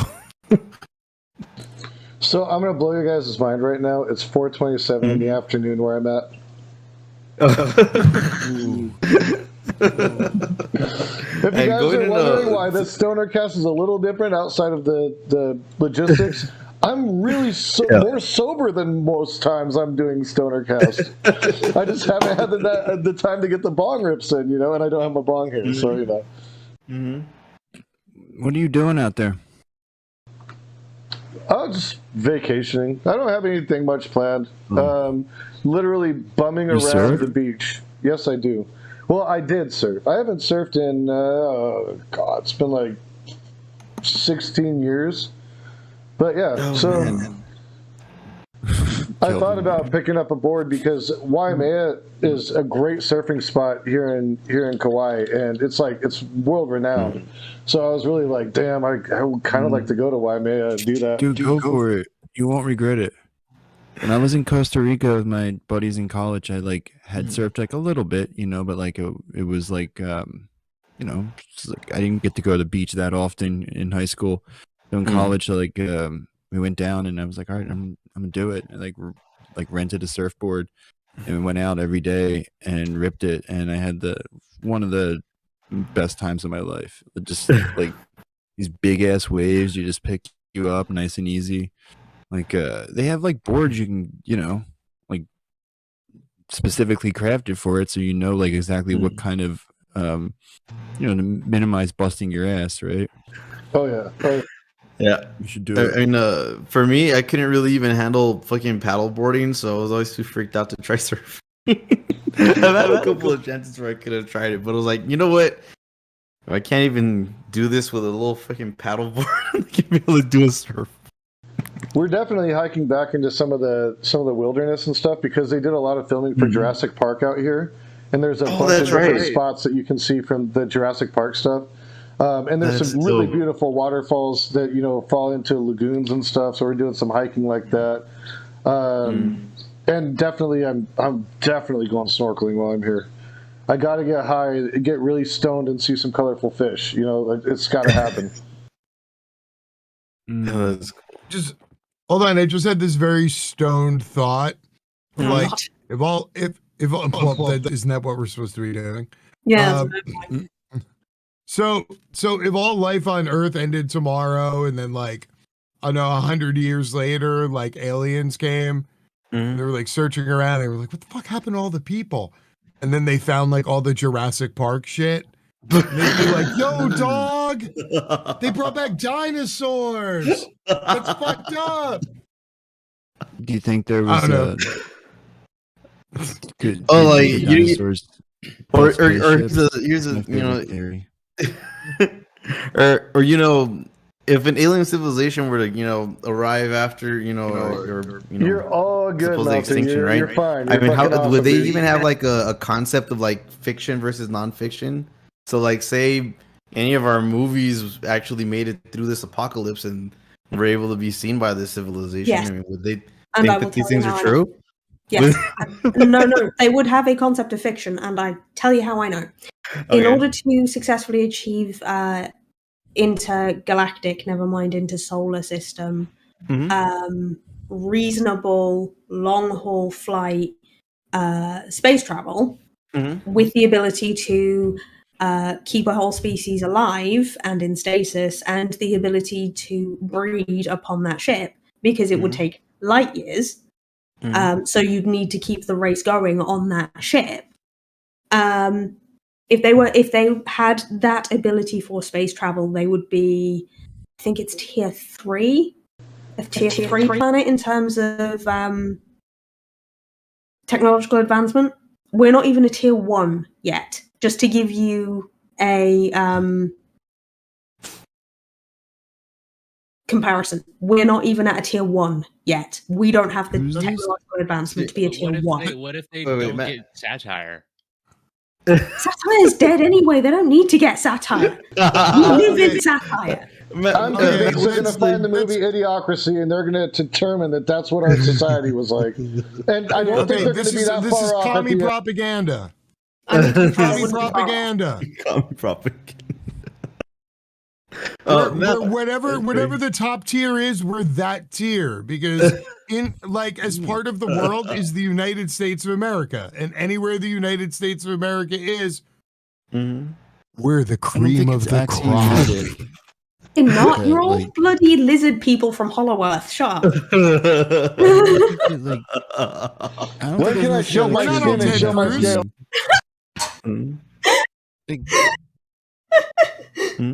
It doesn't necessarily follow that you'd have to be a tier 3 to travel.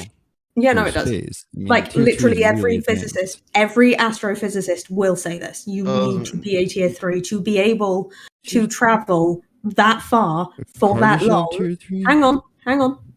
To be able to travel that far for that long, keep the species alive, keep the species breeding, and have it so that the differences in gravity from space to a livable planet do not affect fetus bones in a way as to make them incapable of growing properly, you would have to be a tier 3. You would have to. No, I said astrophysics. Ways to make gravity. There's a lot of variables here. Generation ship designs have gravity. But it's not. The problem is, right? Artificial gravity. Could potentially do it within a few hundred years. We would it's not. Tier 3 to bollocks. do it. No, bollocks. I'm telling you now, that's bollocks. And I'll tell you for how I know that. I'm not a misanthrope. I mean, I think we can do a lot of cool stuff if we tried. I'm not a misanthrope either. You're not listening. What I am going off is the information we have. You're not listening. I'm going off the information we have, which is that with the current technology we have in place, it is not possible to travel for very, very long distances through space to find another habitable planet that might hold alien life. It is not possible without having technological advancements to the point where you would enter the tier 3 category. Tier 3 is like controlling the kind of power that powers like galaxies, right? Supposedly, that's what the scale is. I don't think you would need to have that type of power in order to make a spaceship, right? Tier 3, it's not about making a scale. spaceship. It's not about making a spaceship. It's about the fact that artificial gravity. It's not exactly. It's about the way that artificial gravity. Yes, I did on purpose. Yes, I did on purpose. It is about the way the gravity affects bones as they are developing. Artificial gravity affects bones differently to like an Earth-based gravity. You sound sold. That's just the way it is. I'm sorry, but artificial gravity does not affect developing bones in the same way. We have reams of studies on this. Gravity that don't require like tier 3. Wait, why do you assume they're going to have bones? Scale. Exactly. That's the other thing. Assuming they even have bones and they're not some fucking like AI demon. No, like, that's not how life works. There might not be a carbon-based life form, right? It might not. The alternative is silicon. They might be able to travel faster than light. There's so many different variables that are just like... No, traveling faster than light isn't possible. That's not a thing. Controlling gravity is possible, but traveling faster than light you can absolutely travel faster than light. Yeah. Not in a way that we work out how to. Okay, not only that, but hold on, I'm going to throw something out here. Okay, here's the problem with every single astrophysicist, as somebody who literally applied to go to grad school for particle physics and got accepted. So here's the problem. Any single high-end computation or problem that we have in particle physics, astrophysics, basically anything having to do where time is one of the variables, unlike math proofs, which take mathematicians decades when somebody eventually solves them, nobody can solve any of the proofs. Like, we've hit a fucking top line because the problem is that we still haven't been able to literally solve for time because our view of time is linear, and we're only now just starting to understand how to measure some of the variables in the confluences of time around black holes, et cetera, et cetera. So every single computation that human beings have regarding astrophysics and anything larger than life, where time is one of the variables in the equation, we literally cannot solve the equation. We have hit the upper level of our understanding of that particular thing, and we have not been able to advance past it. Yeah, just maybe that your out understanding. but that's how science works, right? You have to work off the information you have until it gets updated. Right. What I'm doing, We're information that cockroaches. exists. Right. Yeah, We're cockroaches, though, and we're making cockroach tears based on our cockroach knowledge is the problem. Meanwhile, there's like some assuming, taking the whole misanthrope argument out, there's at least one other fucking thing out there. Like, just as likely that it's carbon-based like us and as slow and sloppy as we are, it is ergo just as likely that it's some kind of non-carbon-based life form that could fucking create stationary wormholes and go wherever, more importantly, whenever it chooses. Like, there's too many variables that are unknown that can't be solved for. I'm not saying there are no cockroaches. I'm not saying there are no aliens, though, right? Keep that in mind. I know you're saying that. Yeah, to be clear, like, mathematically speaking, there has to be aliens. Now, whether or not they're cockroach scale. Yes, but just probability, right? Yeah. There is more, like, livable planets in a solar system than anyone could even imagine, like, size-wise, in terms of numbers.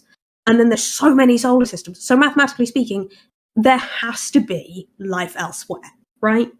However, there is no guarantee. Incredibly probable. Yeah. That's why I use the words has to, because it's so probable as to be definite, right? Right. Oh, I don't take offense with that. I take offense with the scale, because the scale's made by our cockroach brains with our cockroach knowledge. Yeah, but again, like, I go off the info, like, cockroaches. I have, right?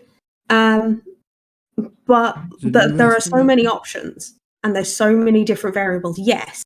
But the idea that they could be as intelligent or more intelligent than we are is not as likely as there being the existence of them. The idea that they would even pay attention to us, because as James rightly points out, we are cockroaches is also deeply unlikely. Plus, like the idea that they existed even at the same time as us with that level of technological development, because of how long time has been, as far as we know, is also deeply unlikely. Relatively speaking, not that long.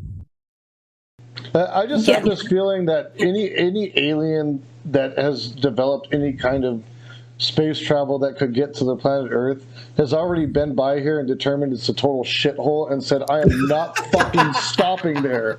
Fuck those people. I'll take a pass. No, like, just like, wait. It's a pretty, like, it's got some good shit for like a planet, you know? That's a nice, like, little sweet spot there. I think we're going to see a lot of Earth-like planets around these other stars. We already are, right? I don't know how many of them are going to have like advanced life on them, but I do think, yeah, like if there's Earth-like planets, like eventually life's going to get going there. You know, it's a question of like how advanced they get. I think that's probably the hard part. That's probably like the great filter is like intelligent life. Is like there's like a lot of shit had to go right for that to happen in the way it did, right? Like the apes had to have this specific fucking like lifestyle, right? With just like the right confluence of like predators and prey and like environments. So I don't know if that's going to be easily replicatable.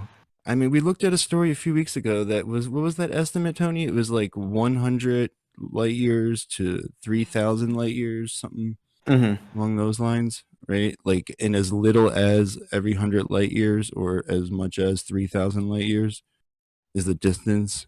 I forget what it said about the time scale. I think that said not counting for time scale. But yeah, I find it hard to believe that we're going to last those kind of millions of years scales, right?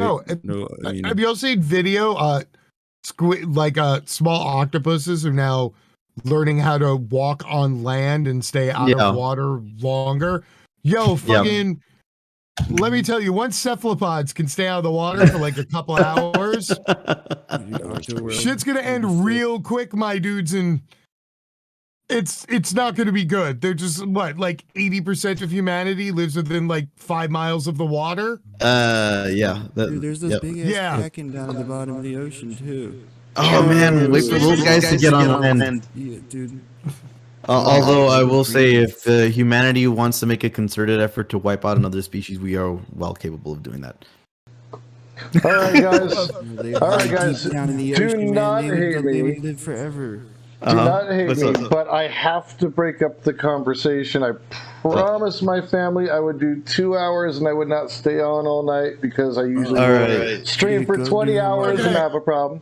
But what I'll do is you're on vacation, man. Have family you time. guys hang out in the chat. I'm going to raid out to who's going to be on for a while.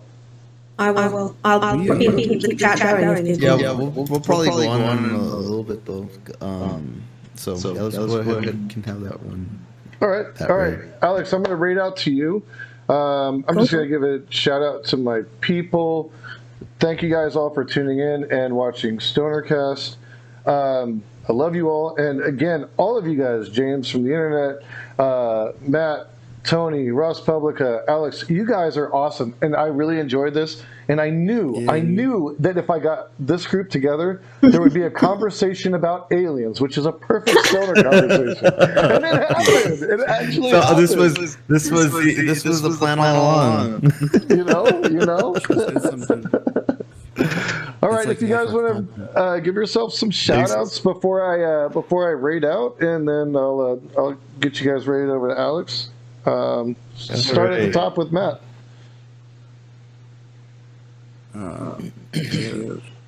Matt, aka DJ Tom Hanks from UnelectableAirwaves.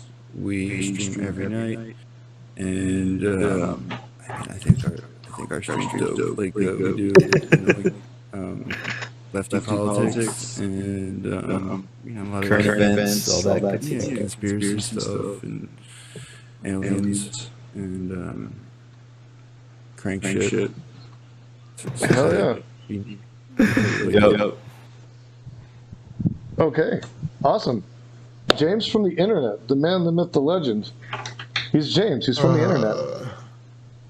I'm literally one of those four things. I'm James from the internet. I stream things and say words, and apparently now I'm building the greatest game show ever on Twitch. So this should be a absolute Hindenburg of a fucking journey. So feel free to come watch the dumpster fire from closer. I'm easy to find. It's just follow the smoke. He also talks about politics and is actually quite clever and has very fun rants and stupid people. He sells himself short, and you should all fucking follow him. I'm glad somebody else. Because if you don't, I will come to your house and I will hang pickles in your fucking trees. Y'all are weird.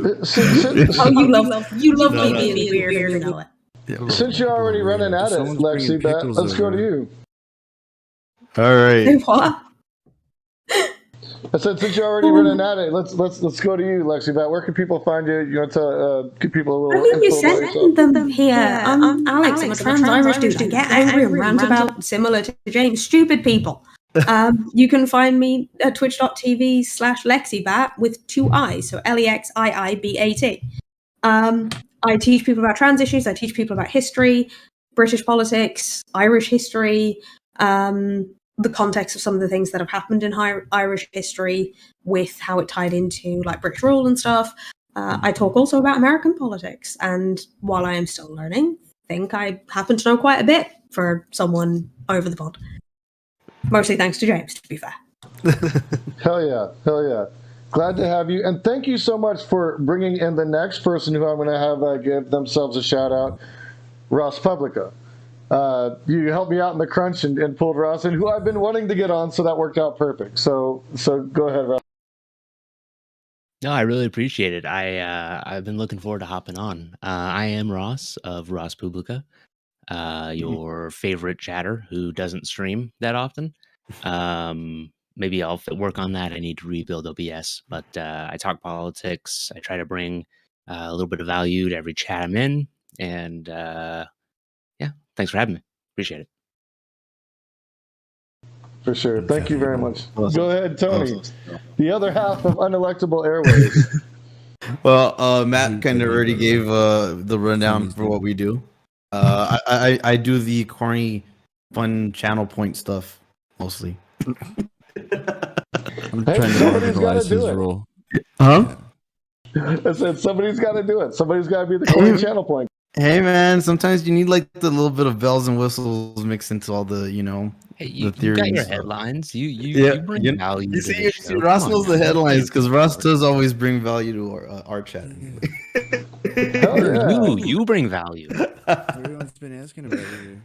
Yo, with the headlines, y'all been missing the rundowns? Well, I got 5 for tonight. At first they were like, "Oh, we got rid of Tony." Don't sell yourself short. And then like, after like a night or two, we were like, "Wait a minute, where's Tony? We need Tony back here." Yeah. But yeah, I do that part. We go ahead and we do look at a lot of good content from a lot of people, including James, who do like to go ahead and watch it stuff. But my dog's barking. Needs to go outside. So thanks a lot, yo. Thank you very much. You guys have a good one. I'm going to raid you guys all out to LexiiBat's channel. Stick around. Watch LexiiBat's content. He's awesome, and I am so glad that we had the opportunity to have all of you guys on. Again, you guys made the StonerCast great. I always say it. It's more about the guests that we bring on than it is me. So I hope you guys have a great Sunday, and I'll be seeing you in the next week. Absolutely. Have a good one, mate. Thanks for having us. Cheers, man. StonerCast. It's time for StonerCast. Is what.